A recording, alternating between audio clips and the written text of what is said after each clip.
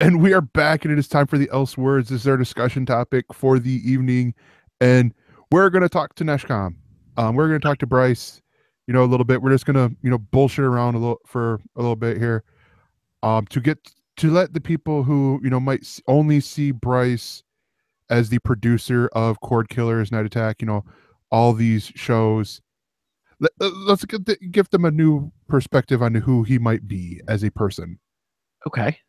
Um, so I know you, like, not personally, but I've met, heard about you through doing the music for Night Attack, the comedy albums. So Right.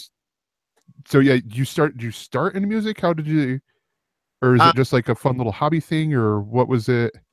so I started toy. I mean, I guess I started toying around with music as a kid. I in middle school I was in band. I played clarinet for 3 years. In high school, I started messing around with what is it, Sony Vegas? No, not Vegas. Acid when Mhm. when it was Acid, and I don't think Sony owns that anymore. Um, and just making really crappy sounding things. And once I went into college, which I went in for, it's not, it wasn't a film school. It's called kinetic imaging, so it's a fine arts degree, but it's based on um, art that takes place over time. So things like video and installations and audio was a big part of it. And so, most of the people went in there wanted to learn video production stuff or animation and CG or gaming stuff. And so I was one of the very few people who spent a lot of time focusing on audio to the point of I it's kind of an open curriculum, so you just pick the classes at the level that you like. I ran out of audio classes to take, so had to retake one just because like no there wasn't as much interest from everybody else. I've been doing music for a while now, and yeah, so I had done remixes for NSFW show back in the day, and the Night Attack comedy albums, and it was I I don't know, it was a fascination for me because in high school I thought I would go to college for graphic design, and then when I found this other major, I just fell in love and being able to do music as a part of all of my projects for that. Um, like it's it it was a very integral part of the things that I was doing.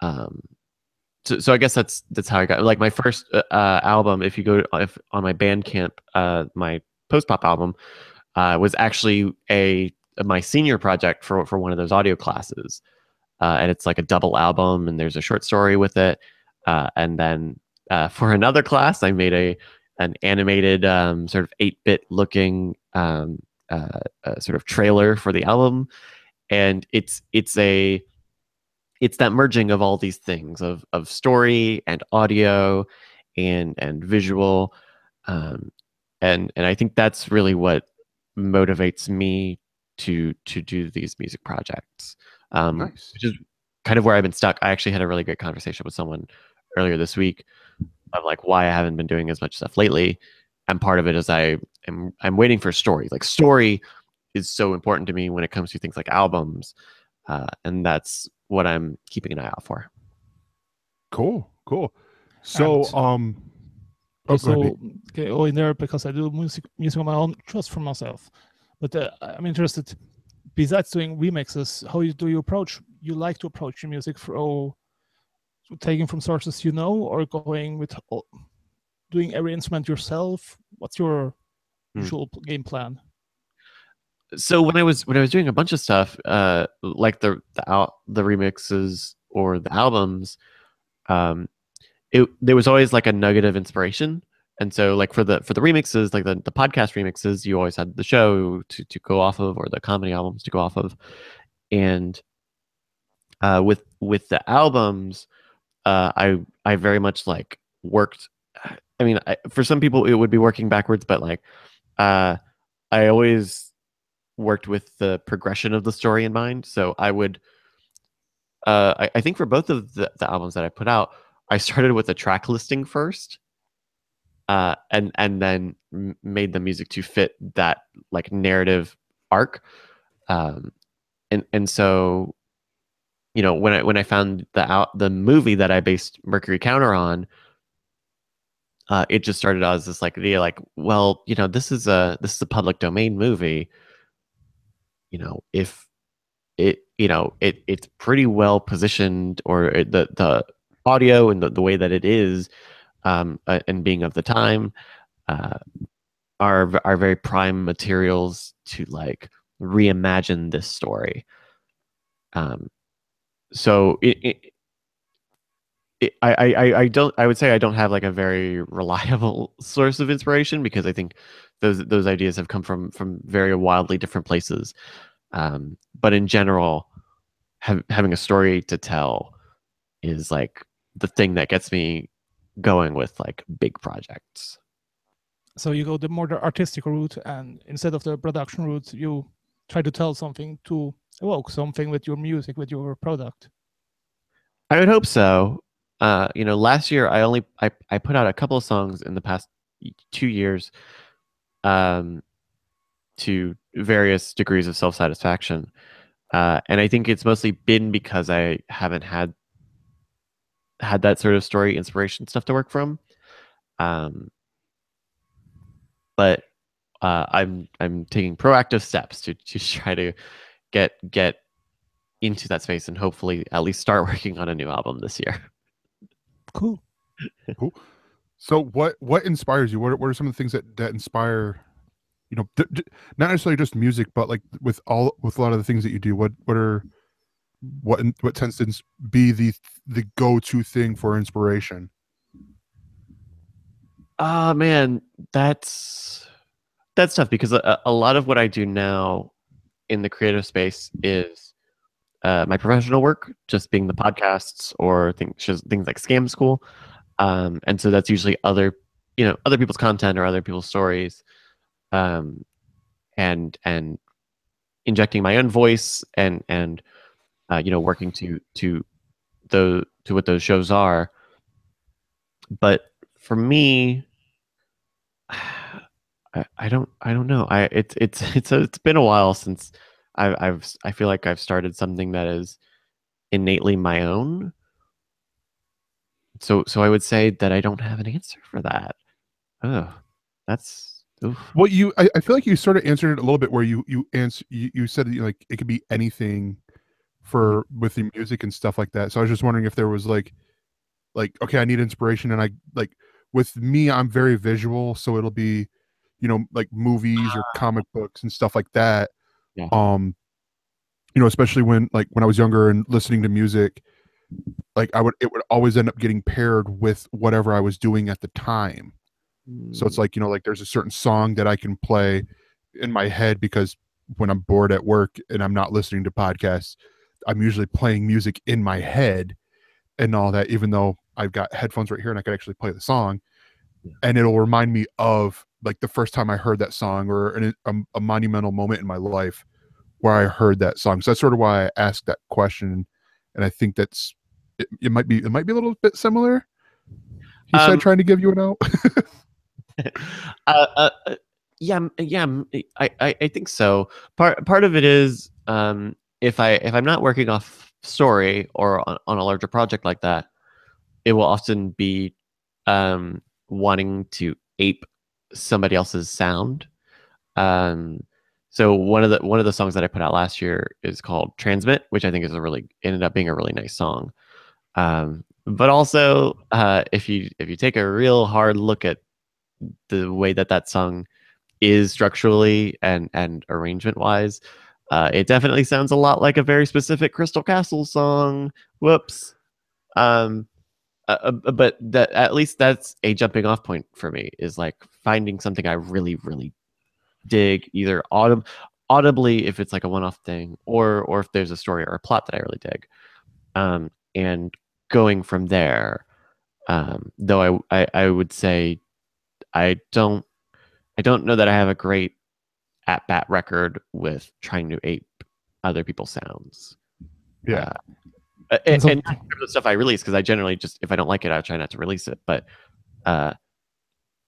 there, like, I've definitely got a lot of demos of some real like shitty ass, wannabes, But I'm sure most musicians have that too. So Yeah. The thing that combines the things you do with producing with music is when people are on Diamondclub TV, a place to be, and watch your shows when you start to the pre-show. You often use music from South Korea, K-pop, and other such things. Is that also something you picked up thanks to doing the shows you do, or is that something you encountered yourself and said, "Wow, that's music I really dig and delve into"? Well, a quick correction. I listen to basically no Korean pop, but I listen to a lot of Japanese pop. There's a very specific difference. They don't like that being sorry. Well, it's all Korean to all Japanese people.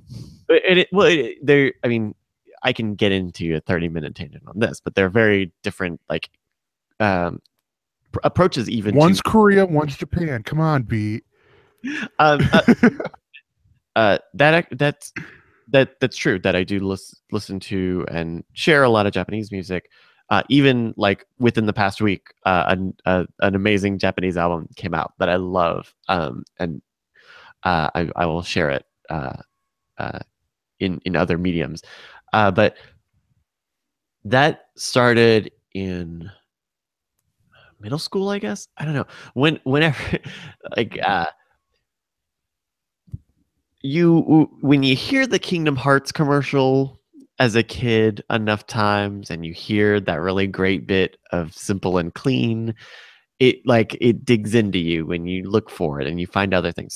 So that's probably like how I initially got into it, which I think a lot of American listeners of Japanese music did, is through Kingdom Hearts or an anime that they really liked. Like that media proliferation is a very powerful tool for an international listener who may not have direct discovery tools for them. And so going through middle school and high school and finding other people who listen to some of that stuff, and even through college, I would say that's mostly what I listened to. Though in college, I also was really getting into electronic and DJ music, because I was DJing a little bit then.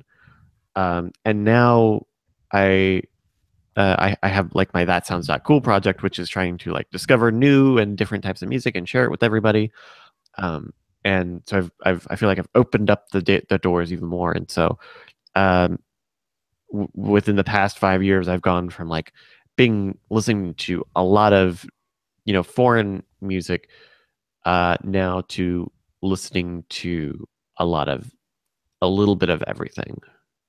Yeah, it's weird because you're saying these things like that sounds like a lot like me, because where it wasn't Kingdom Hearts, it was anime, and then a resurgence with baby metal, Sure. to where now it's like on my Google Play, it's like I'll play, it's either like baby metal music or the radio station or the like essential J-pop or something like that when I'm feeling in the mood. And it's like, but yeah, like I tell people like, well, what's the music into? I'm like, anything but country and mainstream hip hop, because the mainstream hip hop ones, they have to have that, they have to hit a right thing for me to enjoy it. I'll say that I've actually found some country over this past year that I dug. Sturgill Simpson. Yep, he's Grammy nominated actually now. Yeah. His last little EP was pretty nice, and I think it was called Into the Sea, or maybe that's that Blue October song. And the Waffle House song with Colbert, yeah. Is that him? Yeah. Or is they recorded both, and they pretended to be waiters in the Waffle House. It was pretty good, and I saw him the first time there because Colbert sometimes has great guests as musical guests, and my dad listens to so much country I couldn't stand it anymore. And it takes something special like Johnny Cash and like some virtuals. They go a little out of their way to do their own thing, not a bland story about having lost somebody or whatever. Yeah.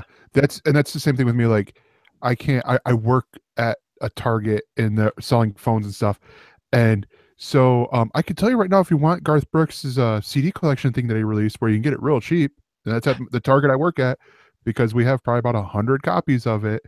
But Garth Brooks is like, I heard so much of him that I can't. It's like I can't really get into him unless it's like Thunder Rolls, or Friends in Low Places and stuff like that. But there are a good number of country singers that I can listen to, but it's similar to Beat with like that. Oh, they're they lost the dog. They this that the stereotypical country song that I can't really get into. And all there should be some country music in John Wick 2 then. Spoiler. But just out of curiosity, are you a fan of the Yoko Kanno music, the things she did for anime and games? Yeah. Very Cowboy Bebop, Ghost in the Shell. Yeah, probably a lot of those the very prominent like American crossover things. Certainly, I didn't really like. I've only had very specific like experiences with anime, like whatever was on Adult Swim or Toonami at the time, and then if something very specific caught my interest. But yeah, it would be mostly her like big well-known things probably. Okay. All right, switching from the music stuff, what are some other things? Yeah, what are some other things that interest you? Like we've mentioned the gaming and stuff, but what are like that a lot of people wouldn't know about Bryce that he's into? Man, it's weird because I feel like I live a pretty open book, so I don't even know what people might and might not know about me. I generally like to cook. I feel like I've met a surprising amount of people who I've told that to, and they thought and had them say, "Oh, I never cook," to make me. That's a more unique thing. Yeah.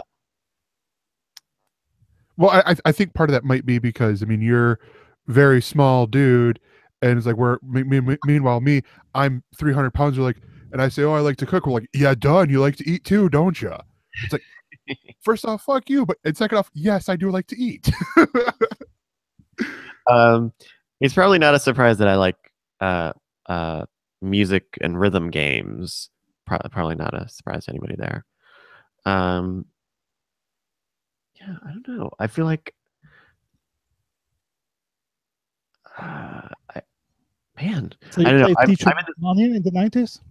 Say again? DJ Mania with a small DJ controller that was on PlayStation 1 or 2? DJ Hero? Or was it called DJ Hero? No, it was an older game that was the first one to put such a controller out. But I really dig Beatmania, which they don't that one then. make anymore. Yeah, no, I dig that. I even got I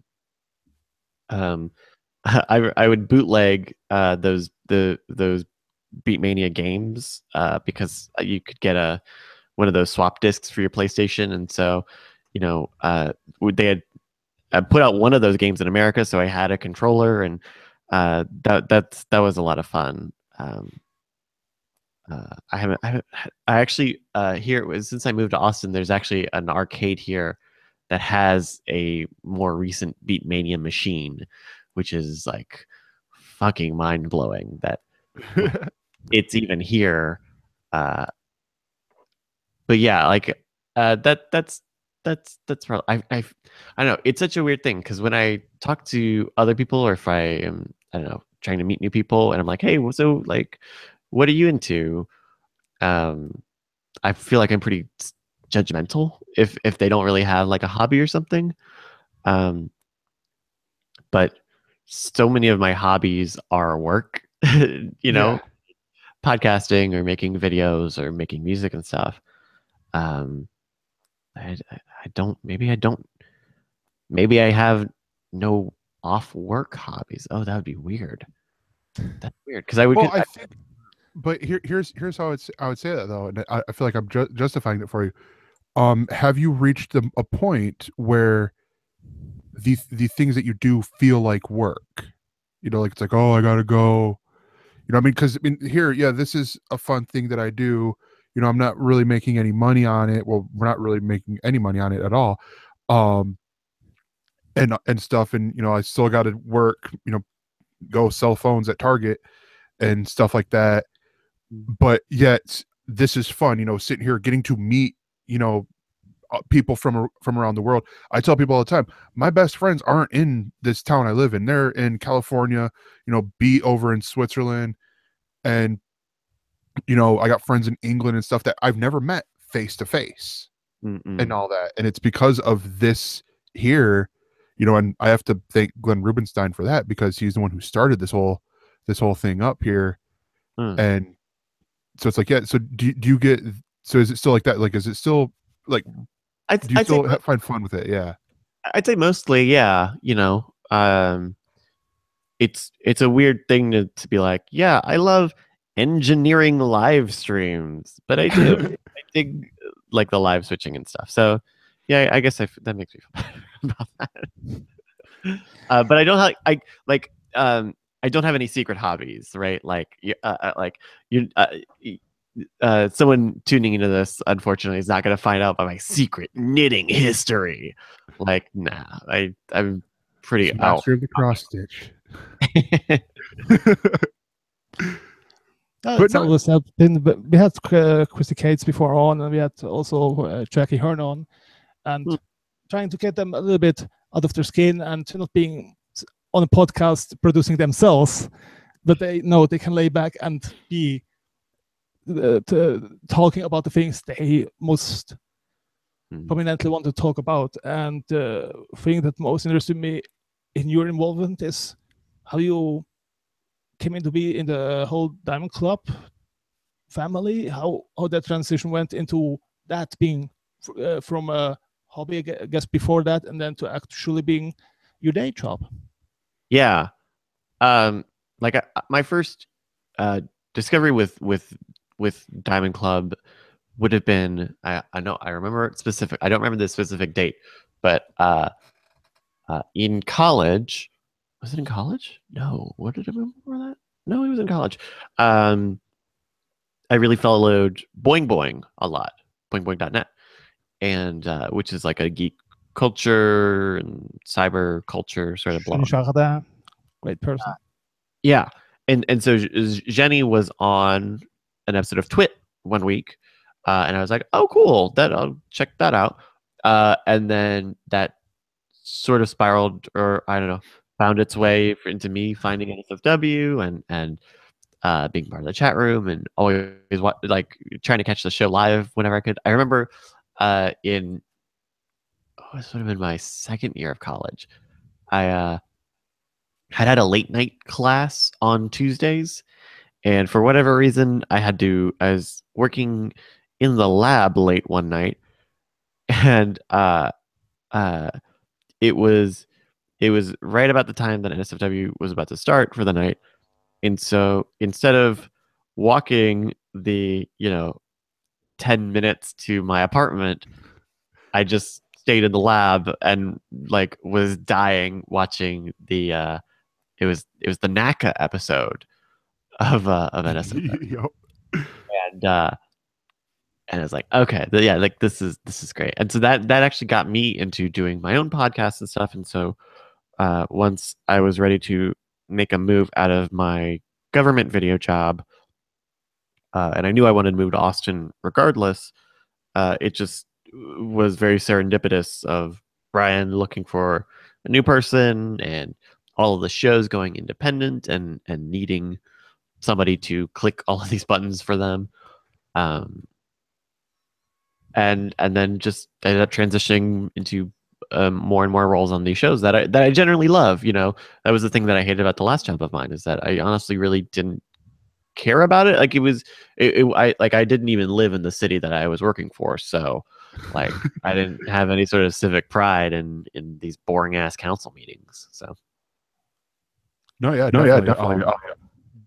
That's the cool thing that I found with this is hearing the stories of how people got in to this common interest that's, you know, like NSFW or Night Attack or you know, even like Tom's stuff. And it's like, because I came at it from Scam School, like it was weird, like G4 around the Net Attack of the Show thing, then eventually finding Scam School, and then finding the BB Live show stuff, and just being like, all right, hey, this is awesome. Oh, they're going on Twitch. Oh, that's cool. And discovering all the Twitch shows and discovering Tom through Tech News Today.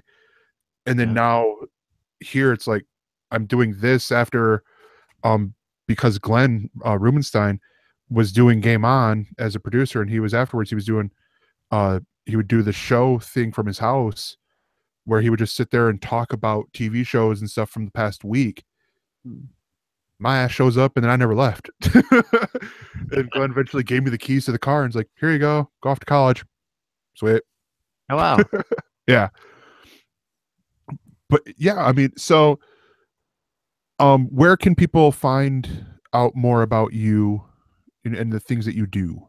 Sure. The easiest, if you use Twitter a lot, is to follow me on Twitter at Brycas, BRYCAS. That's where I mostly talk about the things that I mean, I'm on Snapchat and Instagram and Facebook and stuff, but I think Twitter is probably my most active thing right now. And if you want to find about the things that I work on, my website is neshcom.com, neshcom.com. There's links to pretty much everything I do there, the shows that I produce, the shows that I'm on, projects that I've done in the past, some of my music and things. Anything between those two, you'll pretty much get everything. Cool.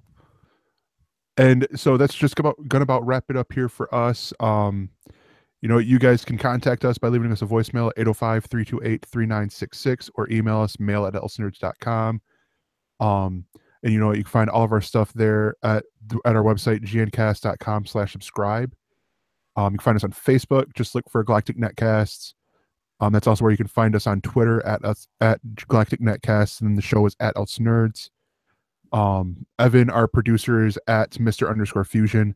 My typical co-host, you can usually find his stuff at don'taskcomics.com. I'm at that Gregor. Beat, where can people find you? At Beatmaster80. And and also I found out you can change your name on Instagram, so I'm that Gregor, because someone has that Gregor and doesn't do anything with it. I'm like, ugh, assholes. But the final thing to be said is this has been a Don't Tell Glenn production. We'll see you guys next week. Or else.